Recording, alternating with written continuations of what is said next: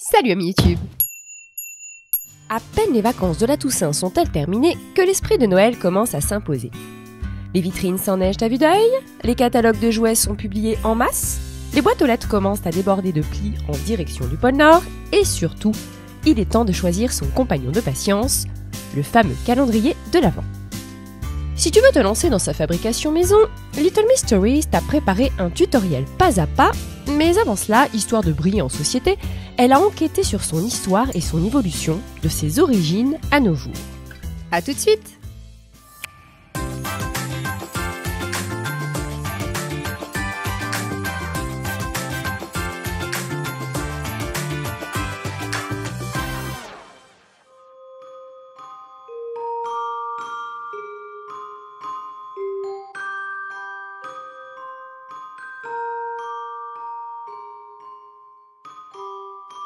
Avant de parler de calendrier de l'Avent, il convient de bien définir ce qu'est l'Avent. Chez les chrétiens, il s'agit de toute la période allant du 4e dimanche avant Noël jusqu'à la veillée du 25 décembre. En fonction du jour où tombe Noël, l'Avent peut donc commencer au plus tôt le 27 novembre et au plus tard le 3 décembre selon les années. Ah, ça commence mal, je pensais que ça commençait toujours le 1er décembre. Dans les faits, les calendriers modernes commencent le 1er décembre. Mais nous reviendrons sur ce point plus tard. Étymologiquement parlant, Avant vient du latin adventus, signifiant l'arrivée. S'il y a fort longtemps, il s'agissait d'une période d'attente pour les catholiques, à laquelle était associé le jeûne et l'abstinence, ceci est complètement révolu de nos jours et cette période est désormais dédiée à la prière et au travail sur soi-même afin de préparer l'arrivée du Christ. L'Avent marque donc le début de l'année liturgique chez les chrétiens. Ce dont les historiens sont certains, c'est que pendant la période de l'Avent, une tradition de distribuer quotidiennement aux enfants des images apparut au XIXe siècle et fut mise en place dans les pays germaniques, principalement dans les régions constituant l'Allemagne aujourd'hui. Dans les familles croyantes, les enfants recevaient des images pieuses illustrant des passages de l'Évangile de façon parfois somptueuse, et ce, pendant toute la période de l'Avent. Au contraire, dans les familles profanes, il s'agissait d'images indépendantes de la religion que les enfants recevaient durant les 9 jours précédant Noël. Le temps passant, la tradition évolua et la période de l'Avent débuta pour tous le 1er décembre, ne conservant plus de l'Avent que le nom.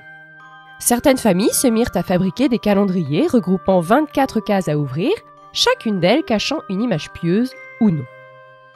C'est en 1903 qu'un éditeur munichois, Gerhard Lang, commercialisa le premier calendrier de l'Avent décoré exclusivement de dessins très colorés. Le succès fut immédiat.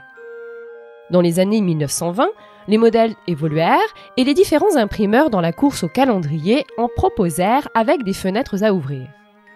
Chacune d'elles cachait alors un texte, une image ou un petit cadeau.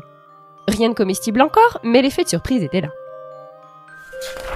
Il est intéressant de constater que l'imagerie des calendriers évolua avec les aléas géopolitiques du XXe siècle. En effet, sous le Troisième Reich, les images pieuses ou enfantines furent progressivement remplacées par des illustrations de soldats ou de canons. Hitler usa de la propagande afin de transformer les traditions de Noël en traditions nazies. Jésus étant juif, cela lui posait comme un petit problème. Au point qu'interpréter un chant traditionnel de Noël ou préparer un biscuit de Noël était considéré tel un acte de dissidence politique. Après la Seconde Guerre mondiale, le calendrier de l'Avent traditionnel réapparut en Allemagne et un nouvel éditeur se lança dans sa commercialisation. C'est à partir de cette époque qu'il fut exporté aux États-Unis, où le président Eisenhower lui-même en fit la promotion quelques années plus tard. En 1958, les chocolats vinrent envahir les fenêtres cartonnées pour le plus grand plaisir des gourmands. Tant pis pour le jeune chrétien. L'Avent chrétien est effectivement bien loin puisqu'en plus de cela, pour faciliter davantage sa commercialisation, le Père Noël fut introduit dans l'imagerie, supplantant définitivement les images à connotation religieuse et faisant du calendrier de l'Avent un produit de masse un peu partout dans le monde.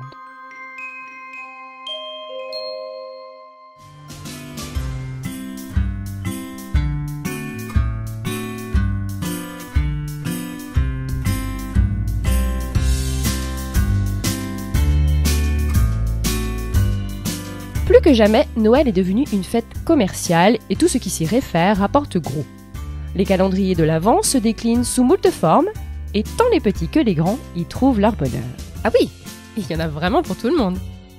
Les industriels suivent les tendances et les ventes s'envolent, si bien que la course au calendrier le plus cher n'en finit plus d'étonner. Quoi qu'il en soit, le calendrier de l'Avent ne connaît pas la crise. Il lance le point de départ des festivités de Noël, mais aussi d'une période de réconfort durant laquelle notre quotidien s'illumine et les liens familiaux se renforcent.